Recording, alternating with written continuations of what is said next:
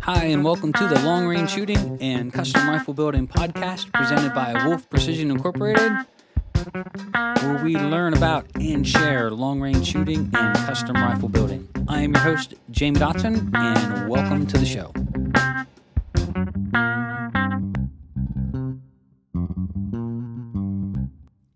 Hi, and welcome to episode 257 of Wolf Precision's Long Range Shooting and Custom Rifle Building podcast. I'm your host, Jamie Dodson, and welcome back to the show.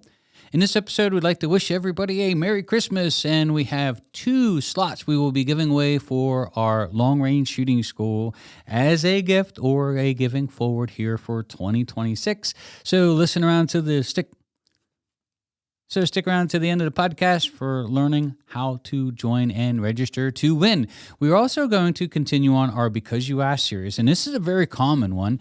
Anthony had reached out to us. We'll use a fictitious name to protect the guilty, and he had some questions on a sticky bolt lift. This is really common. This will happen to you, and it's things that we get calls for at least once a month and have a lot of experience in trying to diagnose this problem with getting really stiff bolt lifts and also having all kinds of issues and potentially damaging your action because you're using a suppressor in rapid fire bolt action rifle. So without further ado, here we go. All right, before we get started, I want to say a quick thank you to TriggerTech. TriggerTech is the maker of fine rifle triggers. We use them here for all of our custom rifles. We recommend them to all of our customers. They are, in my mind and opinion, one of the safest, easiest to install, and easiest to adjust triggers on the market. If you'd like to check out their fine selection and upgrade your rifle with a world-class trigger, stop over to triggertech.com. That's triggertech.com today. We'd also like to thank MDT, maker of fine rifle chassis. They offer a great and wide selection from chassis that are meant for match shooting to hunting rifles from $500 to $2,000 with a great selection of fully adjustable length of pull, adjustable cheek pieces, all the things that matter in helping you get the most out of the accuracy of your rifle. So if you want to learn more about MDT and would like to upgrade your rifle with a great stock or chassis, stop over to mdttac.com. That's mdttac.com today. So we're continuing on our Because You Asked series, and in this one, Anthony had reached out to us with a problem. So Anthony has a stiff bolt lift, very stiff, and when he took his barrel off, it's still really sticky on opening and closing. So he's trying to open it, he's trying to close it, and he has galled his lugs. So how did it happen? Well, he had been shooting for probably close to 45 years. I'm guessing maybe a little less, a little more, somewhere in there. And after we had this conversation, he was like, I didn't know that was a problem. Well, this is a big problem. And I really hate how sometimes the suppressor industry and those that make them really gloss over this. This is, if you're shooting a bolt action rifle and you're going to do any type of volume shooting or match shooting, stuff like this stuff can catch you, and there's several different ways you're going to have to learn to either deal with it and preemptively have a strike to deal with it, or you're going to have to really be careful when selecting your suppressor to make sure that it is not an issue with your particular suppressor. So the backstory. Anthony had decided to take his rifle to a match. It was a little bit more of a hunting style rifle, not full-blown match rifle, and he had put his Thunder Beast Arms suppressor on it, 9-inch. Now, we use those here. This isn't a wrap against Thunder Beast Arms. This is Ultra 9, which we run here, no problem at all, and I think he said he was either running the Ultra 7, maybe even the Ultra 5, I'm not sure. But regardless, so he got it to a stage. He got into position, shooting a 6 Creed, hand loads. Couldn't quite remember his powder charge. Don't know if he was running max, close to max, over max. Don't know. I did ask because that's a really important part of this equation as well, and we'll talk about that more here towards the end. So here we go. He's up on the firing line. The whistle blows, or the timer, beep, and away he goes, starting to get ready to shoot. So I had asked him, he's going over this, hey, when I open my bolt, get it to the top, I got to hit it open, and when I close my bolt, I've got to sort of hit it close. It's really sticking hard. It's hard to open and close, and it started in a match. I had to beat the bolt open and beat the hole close, but I got to finish the stage. I forced it and finished the stage. Man, there's something wrong with that too, which I'm going to talk about here in a minute as well. So he had ran a 10-shot drill. The last couple shots, he literally had to beat his bolt open and closed. Right out of the gate, what I would say to Anthony if we were having dinner is, you should have stopped shooting when you couldn't open the bolt for the very first time, or it started to show signs of pressure. When you're getting really stiff bolt opens and closes, it's not the receiver usually. It is probably something happening with pressure. And that can happen from water on the rounds to, in this case, excessive back pressure with the combination of your load with the suppressor and the rifle that you're shooting. So unless your life is on the line and you're in a situation where you've got to get those rounds down range in like a battle scenario, if you're on round 6 or 7 of a 10-shot drill, piss on the match. What is your life worth? What is blowing your rifle up in your face worth? I doubt the $20 trophy you could possibly win or the bragging rights to other people who mostly don't care is worth it, right? So right out of the gate, the first thing I would say is stop shooting. There's something wrong. DQ yourself out of the stage until you figure it out. And the fact that he continued shooting, beating open and closing the bolt again, is what really led to ultimately the massive damage that he did and probably going his lugs. So here's how it happened. And it took me about 20 minutes of talking on the phone with him until we were able to get through all this. But I asked him, are you shooting suppressed? Yes. Was it a high volume drill? In other words, 10 quick rounds? Yes. Have you ever done it with this rifle? No. Okay. So when I went to a match, we're talking like late 90s, early 2000s, I had taken, just for giggles, I remember I mentioned on the podcast before that I've taken my 223 to matches in the past. I absolutely have. I loved it. I would shoot 75 grainers in a tactical match, shooting against, 308, 6.5. Well, they weren't 6.5 creeds back then. They were 260s and 6.5 by 284s and 243s, right? I like to go with a 223, totally undergunned, and just try to see if I can't compete with a cartridge that really shouldn't compete in that match. Something super fun. Well, when I got my first suppressor and I went to my first really big match with this particular rifle, 223, there was a stage where you got your points for every time you could hit that target. It was a mover from beginning to end. So in other words, if you could hit it 20 times, you got 20 hits times a certain amount of points. If you hit it 5 times, 4 times. So as many rounds as you could dump down range, you could get your points. Well, here I am shooting a 223. I'm not running a max load at all. Shooting 75 grain bullets, properly throated for it. And man, about round 7, 8, 9, I could feel the bolt getting stiff. And then I was shocked. I was like, wow, what's going on? Why is this getting in about 9, 10, 11? I was like, it was getting really tight. So I just stopped shooting like, what the heck was that? I could even see on my brass that I was starting to flatten primers. Now this is, back then we were using Remington brass and, we didn't have the quality components that we had today. CCI primers are a lot tougher. Back then I was probably running Federal, which are a softer primer.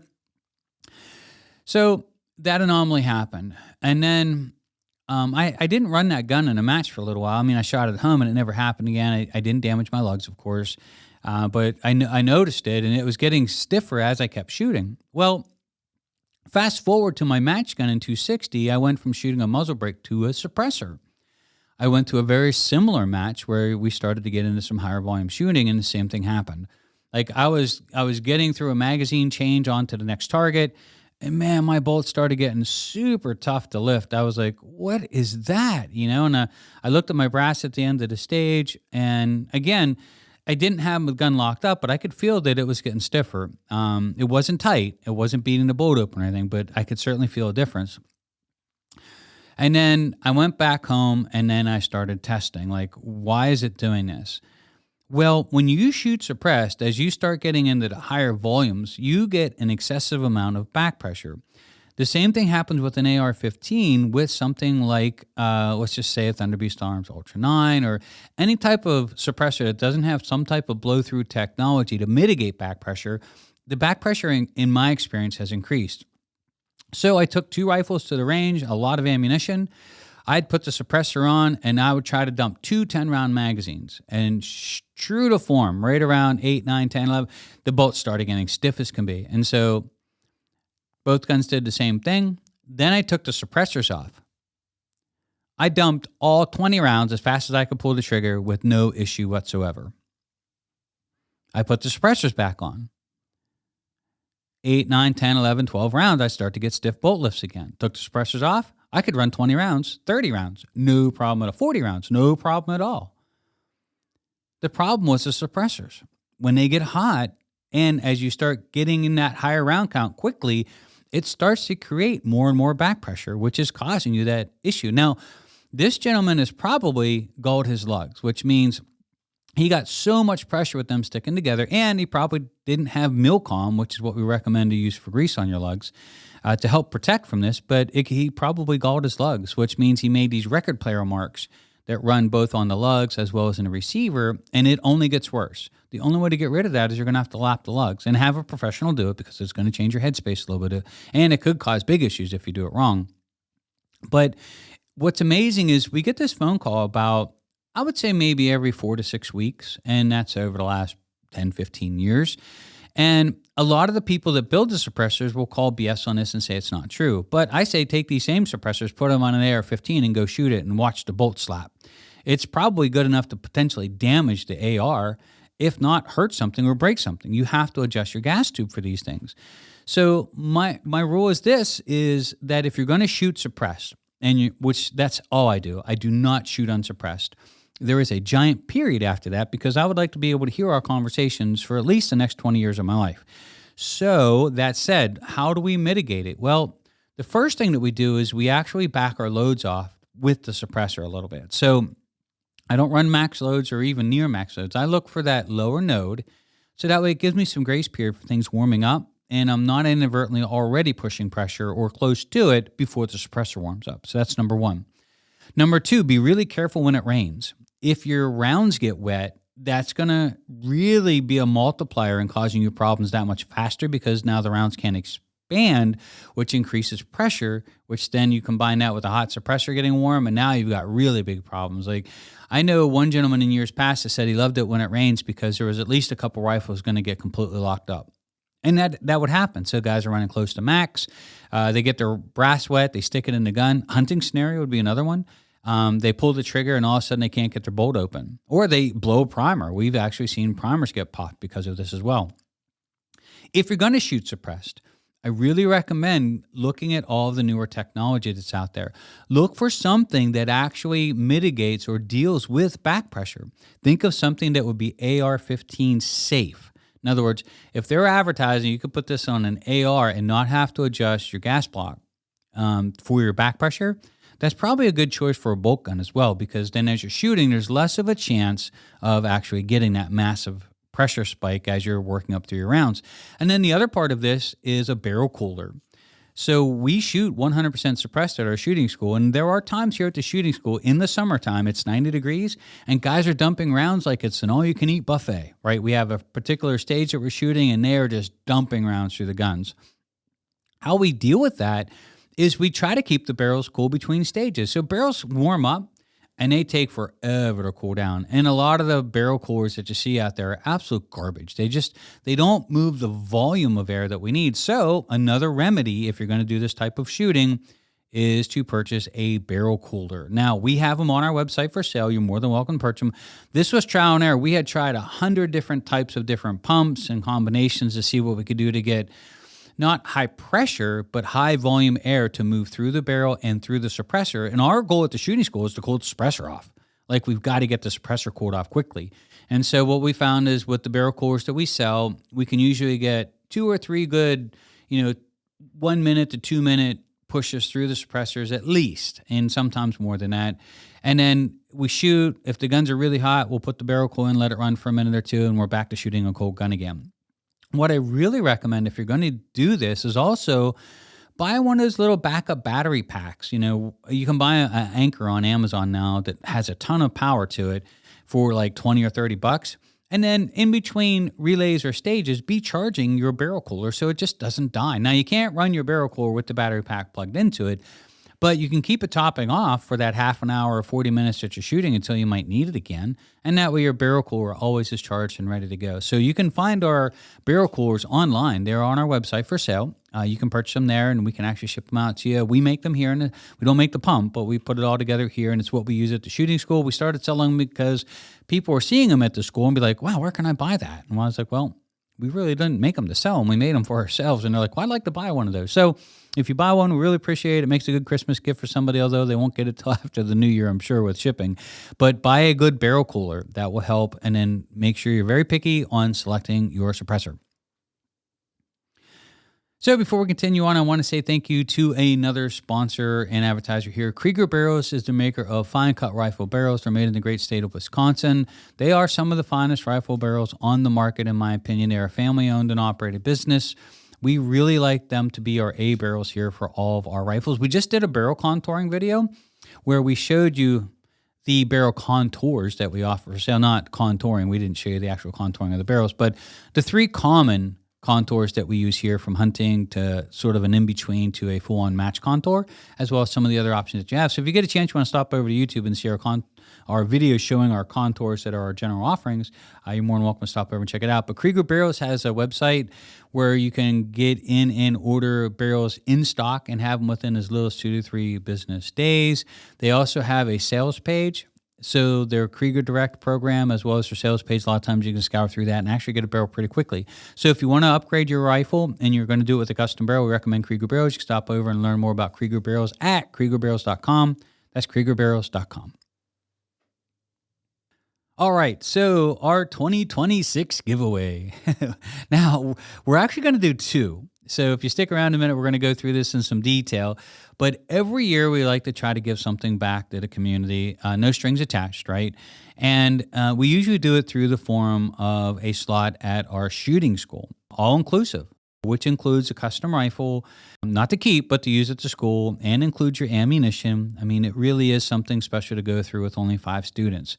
We usually do that once a year. Every once in a while, we will do a custom rifle that will donate to a match that we feel is worthy. So last year, for example, the year before last, we actually gave away a rifle to the Marine Corps Recon Foundation. And so Adam Tack had taken down a full-blown custom rifle that was actually given away to one of the members of the Marine Corps Recon Foundation. And so that was a really special event. We've also given some away at matches over the years. So it's not just the slots we give away. Sometimes we'll give away full-blown custom rifles. If it's a good enough event and we feel like it's really us giving back, no strings attached. But the long-range shooting school is a great opportunity. So we're actually going to do 2 slots this year, because what we don't want to do is we don't want people feel like they signed up for the Wolfpack and didn't get something because they signed up there. So we're actually going to do 2 slots. So how this is going to work, we haven't picked out which class we're going to do, whether it's going to be the September or October class. Those dates will be announced in a newsletter today that's going out here before Christmas Eve. But we're going to give away 2 slots. The first slot is going to be for free, no strings attached. To register for the free slot for the giveaway for our in-person long-range shooting school, all you have to do is follow us on Patreon. There is no strings attached. There is no fee involved. You get to watch some of the free videos and stuff that we post up there. But if you register and you go over to Patreon and become a non-paid member, just follow us on Patreon, which we'll put a link down below. You will be entered in to be given a free, all-inclusive slot to our long-range shooting school. Now, this next year, we only did about 10 schools, so you're actually getting one of 50 slots of the students we plan on teaching in 2026. So if you want to register to win a free, all-inclusive event here, which is 1 seat for the 3-day long-range shooting school, as well as the use of a school rifle and ammunition, you can follow us on Patreon. That will be given away on April 15th, tax day. So you pay taxes, we're going to try to give something back on April 15th. So the winner will be announced April 15th. Then, to go along with it, for everybody that signs up for the Wolfpack, so we have the Wolfpack program, which includes our prosumer gunsmithing school and online long-range shooting school. That is $15 a month, and you get access to both of those. With that, you also get 10% off ACEs, as well as any Wolf Precision labor, and that is our way of sort of giving it back. The second tier at the Wolfpack is going to be our Pack Hunters tier. That is $35 a month and includes our reloading school online. as well as 20% off an Ace, as well as Wolf Precision Labor. And then our top tier, which is the Alpha Pack, that actually includes the access to our rifle training center. So you get access to our range, as well as 30% off Ace and Labor and all the good stuff. Anyone who registers for any level of the Wolf Pack program, we are going to give a slot away to you as well. So one slot for the shooting school is going to go to a free Patreon subscriber or follower. So no fees, no strings attached. You don't have to pay anything to register to win. And the other slot is going to go to one of our Wolf Pack members that register for the Wolf Pack. Now, I want to just be clear, stop over to our website when you look at all the different Wolf Pack programs. If you decide you would like to sign up for those that would like access to our shooting range, they have to register for the annual membership. So not monthly, but annually. And that'll actually give them controlled access to our personal range or our training center here in Johnstown, Pennsylvania. So we are not going to give away one, but we are going to give away 2 slots for our long-range shooting school. It's either going to be the September or October class. We'll be making that final decision this afternoon and be sending that out in a newsletter. And we're looking forward to having you. So you'll both be in the same class, getting a chance to enjoy the long-range shooting school and our way of giving back to both. Those that would like the chance to enter to win with no strings attached, and our way of giving back to those that have signed up for the Wolf Pack memberships as well. So Christmas time, here we are again. Both my wife, who's our office manager, Lori, and myself, we talked about this year, just absolutely flew by. I cannot believe the year, that it just seems like the whole year went by in 2 months. Someone once told me that the reason the years fly by faster as you get older is because you've done so many laps around the sun already. So if you're 10 years old, one lap around the sun is a tenth of your life. It feels like forever. But when you start to hit 50 and 60, you've already got a lot of laps under your belt. So they just seem to be adding up a little bit faster. Makes sense to me. I'm going to go with that one. But I just want to say Merry Christmas to everybody out there and wish everybody a Happy New Year, safe travel for your holidays. It's been a great year here. I know that everybody here works hard. We wear a lot of different hats. Our heart is in trying to share what we do. Our heart is trying to get the passion of long-range shooting out there, to get the bug. It's amazing how many people come here just to try long-range shooting. Well, I was just curious what it was about and figured I would take a class. And that hook gets set, and they are just totally engulfed in it. It is such a fun thing to do. The camaraderie, the people that you meet, the friends that you make over the years. I always find that the shooting community itself is just filled full of a lot of wonderful people that are just awesome to know. And from every background, every job you can think of, it's just sort of amazing that nobody cares what you do, how much you make, or where you work. They just love shooting. And they're willing to talk about it with anybody. I mean, it's sort of a great crowd, right? The other thing is just how grateful we are for the position that we've been put in. I pinch myself every once in a while when I catch myself, getting tired, working on projects here. And there's a lot of things that can always be overwhelming in a small business when you're working towards and hiring and trying to grow and expand. But I remember starting in my garage like 20 plus years ago. And I remember the first time somebody, and I was just doing it for myself. So I was doing all my own gunsmithing. I was building my own rifles and doing my own chambering and threading. And then somebody asked for me to do a job for them. Hey, would you install this muzzle brake for me? And I was like, sure. I worked. I wasn't a full-time, gunsmith at that point. And I remember he stopped by and paid me, I don't know what it was, like $140 for the install. And I thought, it's funny because I enjoyed doing it. Like, here's somebody paying me for something I'm having fun doing, right? And I pinch myself to think that to go from a single car garage, and I eventually took over a whole basement of the house with a shop and a little store and everything, and then moving up to a bigger facility that we moved to in Somerset, and then eventually moving into a 10,000 square foot facility here with state-of-the-art machines, and really the ability to cut anything and make anything that we can dream of. Like, we have these machines on our floor that most people would never dream that they would be able to afford to own, certainly myself. I mean, I remember as a kid, and I always like to share personal stuff, but when I was 18 or 19 years old, I slept above the steering wheel of an RV I rented from my uncle. I mean, I worked 2 jobs. I was in the guard. I was trying to make it on my own. I didn't have a lot of money. The car I drove was $600. I remember it was like a little RV where you slept above the steering wheel. They had a little bed that pulled down. And he rented, hey, I got this RV I'll rent you if you want to live there for a little while till you find your next place. And then eventually found another apartment. But I lived there all summer. And I remember specifically that it had a hot water tank in it, right? I had to take the world's fastest shower because no matter how hot I turned the hot water up, I had like 3 minutes and it went to 58-degree well water in a hurry.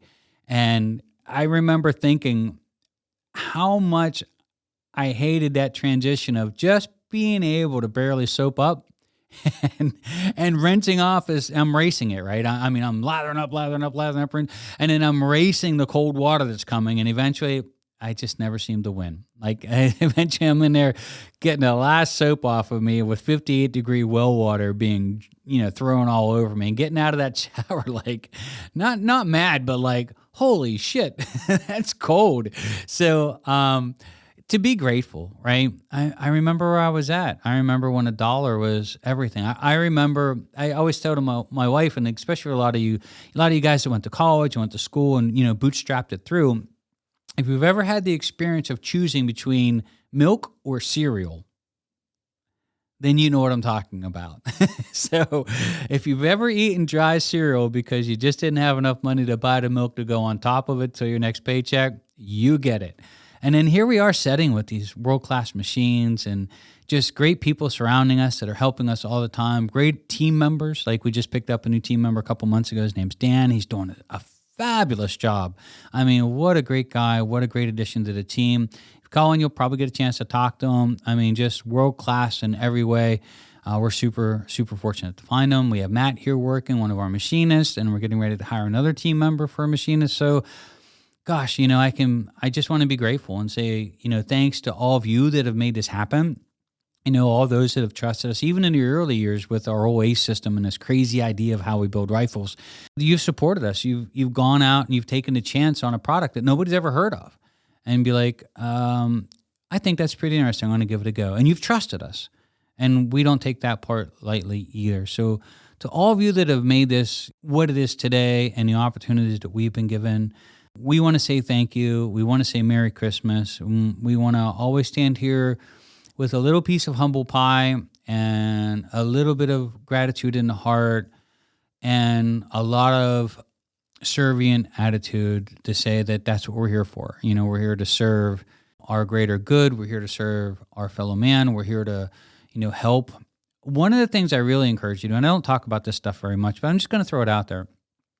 One of the things I did with my daughter many years ago, and we don't talk about this stuff. When we do nice things for nice people, we never speak of it. It's nothing we hang our hat on. We find that that's pretty disingenuous to do. But I do want to share one thing that I did do with my daughter years ago and how it stuck with her and really changed her life is when, we didn't have a lot. I would pull a couple dollars out and I would give it to every family member.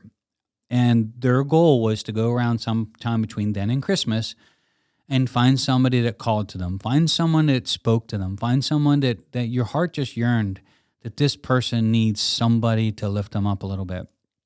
And with no strings attached, give that person that money and say Merry Christmas and walk away. Don't make a big deal about it. Don't stick around. Just find somebody that needs something and you just give it to them just because you can. And my daughter, when she was much younger, was like, Dad, I don't want to do that. It's embarrassing and you're going to make people feel bad. And she was coming up with all of these reasons to not do this, right? And so finally she caved in. The first person she did this to cried and was in such need. My daughter cried. And I think she walked away with something in her heart that day that goes beyond what we do every day, how people treat each other every day. And I think doing that made a difference. And I asked her to do me one favor, is when I am dead and gone, please continue that tradition for me to your children. No strings attached. Don't talk to people about it. Don't make a big to-do. Don't take pictures and post it on Facebook to say, look what I did. But find somebody whose heart calls to you and just do something for that person. And it doesn't have to be money. It might be a neighbor that just needs their driveway shoveled, or it might be somebody that needs a little bit of work done to their house, or a roof repair, or their lawn mowed, or just no strings attached. You don't even have to tell them you did. Well, I'd probably ask before you did any work to their house, but you know what I'm saying. It doesn't have to be a money thing either. It could be simply just time. And I find that the more we do that, the more it reminds us of where we came from and that we can help make a difference. And I think, if anything else, maybe when that person gets in a better position, that they'll remember somebody did that for them and they'll pass it on, right? They'll do something nice for somebody else.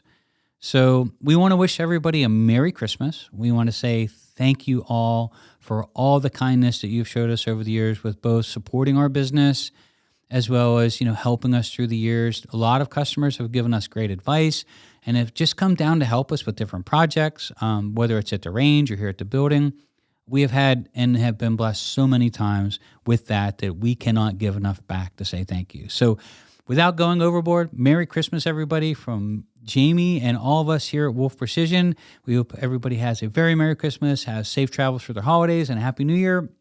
Don't forget to stop over and register for your free chance to win a position at our long-range shooting school. You can look for our newsletters going out later today. We're looking forward to having a couple of special winners come through and enjoying spending time here at our facility, learning and loving the art of long-range shooting. So until then, thank you, everybody, for taking the time to join us. My name is Jamie Dodson. I'm your host, and you're listening to Wolf Precision's Long Range Shooting and Custom Rifle Building Podcast.